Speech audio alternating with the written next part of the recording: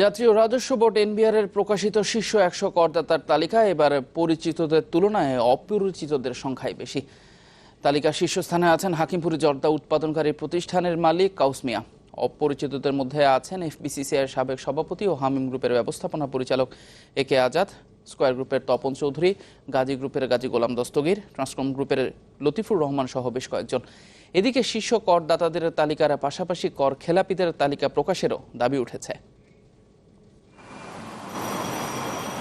দেশের বেসরকারি খাতের প্রসারের সাথে সাথে উদ্যোক্তারা কর দিয়ে অর্থনীতিকে চাঙ্গা রাখেন। এজন্য এনবিআর প্রতি বছরই সেরা করদাতাদের তালিকা প্রকাশ করে। তবে এবারই প্রথম শীর্ষ 100 জনের তালিকা প্রকাশ করেছে সংস্থাটি। 2015-16 করবর্ষে দেয়া করের পরিমাণের ভিত্তিতে প্রকাশিত তালিকায় দেশের শীর্ষ ও ভিআইপি বেশ কয়েকজন করদাতার নাম স্থান পেলেও অনেক পরিচিত নামই অনুপস্থিত।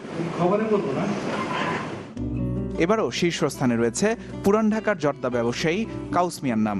তালিকায় দ্বিতীয় থেকে সপ্তম স্থান পর্যন্ত রয়েছেন একই পরিবারের 6 জন। এই পরিবার ড্রাগ ইন্টারন্যাশনালের স্বত্বাধিকারী।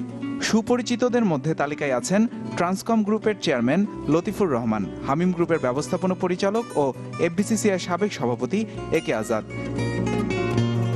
তালিকায় আরও আছেন পরিকল্পনামন্ত্রী আহম মুস্তফা কামাল, তপন চৌধুরী, গাজী গোলাম দস্তগীর ও চ্যানেল আইয়ের ব্যবস্থাপনা পরিচালক ফরিদুর রেজা সাগর। এনবিআর এর এই উদ্যোগের প্রশংসা করলেও দাবি উঠেছে শীর্ষ কর খেলাপিদের নামের তালিকা প্রকাশের। যেহেতু খেলাপি করদাতা কিছুতেই কর দিচ্ছেন না, উনি আমাদের সমাজের তার যে কর্তব্য এবং দায়িত্ব সেটা পালন করছেন না।